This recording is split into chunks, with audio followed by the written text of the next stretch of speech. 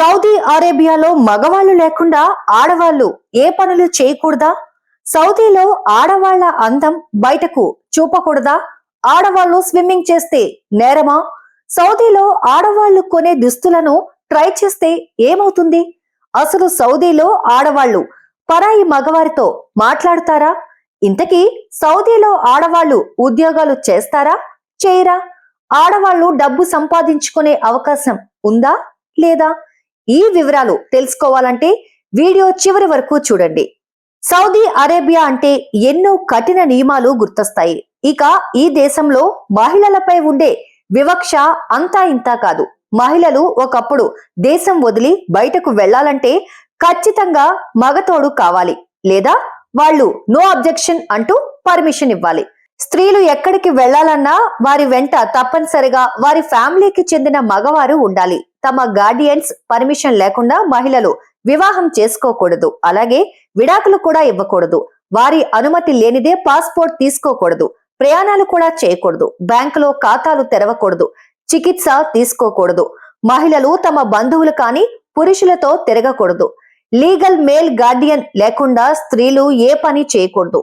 Saudi స్త్రీలకు తండ్రి, ఆ తర్వాత సోదరులు, భర్త, కొడుకులు గార్డియన్ గా ఉండాలి. అలాగే ఆడవాళ్లు బయట ప్రదేశాల్లో తల నుంచి కాళ్ల దాకా బురకా ధరించాలి. మహిళలకు సంబంధించిన ఏ భాగం కూడా బయటకు కనపడకూడదు. తమ శరీర భాగాలు ఎంతవరకు బయటకు కనపడాలో అక్కడ ప్రత్యేకమైన చట్టాలు ఉన్నాయి. అలాగే వారు వేసుకునే మేకప్ విషయంలో కూడా పరిమితులు ఉంటాయి. ముస్లిమేతరులను పెళ్లి చేసుకోకూడదు. సున్నీ శాఖ మహిళలు షియాను గాని, కమ్యూనిస్టును గాని, నాస్తికుని గాని పెళ్లి చేసుకోకూడదు. కొన్ని రకాల వ్యాపారాలు చేయకూడదు. అప్పు తీసుకోవాలన్నా, ఏదైనా లైసెన్స్ తీసుకోవాలన్నా ఆమె వ్యక్తిత్వం మచ్చ లేనిదని ఇద్దరు మగవాళ్లు చెప్పాలి. అలాగే అక్కడ అమ్మాయిలు పబ్లిక్ లో స్విమ్మింగ్ చేయకూడదు. స్విమ్మింగ్ పూల్స్ లో కేవలం అబ్బాయిలు మాత్రమే ఈత కొట్టాలి. Public gym, public swimming pools లో వీరికి అనుమతి లేదు. అయితే మహిళల కోసం ప్రత్యేకంగా ఏర్పాటు చేసిన జిమ్స్ కు, పూల్స్ కు మహిళలు వెళ్లొచ్చు.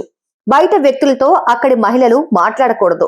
కొత్తగా తీసుకొని వస్తున్న డ్రైవింగ్ పాలసీ ద్వారా పోలీసులు మహిళలతో ఎలా మాట్లాడాలో అనే విషయంపై కూడా ఇంకా అక్కడ స్పష్టత రాలేదు. ఇప్పటి వరకు ఇక్కడ ఆసుపత్రుల్లో, బ్యాంకుల్లోనూ అక్కడ ఉండే లేడీ స్టాఫ్ తో మాత్రమే అక్కడి మహిళలు మాట్లాడాలి. ఆడవాళ్లకు స్టేడియంకు వెళ్లేందుకు గతంలో అక్కడ అనుమతి ఉండేది కాదు. అక్కడి మహిళలు వారి కుటుంబ సభ్యులతో కలిసి కూర్చునేందుకు వీలుగా అక్కడి స్టేడియాల్లో త్వరలోనే మార్పులు చేర్పులు చేపట్టారు. ప్రస్తుతానికి అక్కడ మగవాళ్లకు మాత్రమే స్టేడియాల్లోకి ప్రవేశం ఉంది. ఇక నుంచి ఆ దేశంలోని రియాద్, జెడ్డా, డామన్ నగరాల్లోని మహిళలు కుటుంబ సభ్యులతో కలిసి స్టేడియాలకు వెళ్లొచ్చు. 2012 లండన్ లో జరిగిన ఒలింపిక్స్ లో సౌదీ అరేబియా తరపున ఇద్దరు మహిళలు బరిలోకి దిగారు. అయితే ఆ తర్వాత జరిగిన క్రీడలకు మళ్ళీ ఇక్కడి నుంచి మహిళలు వెళ్లలేదు.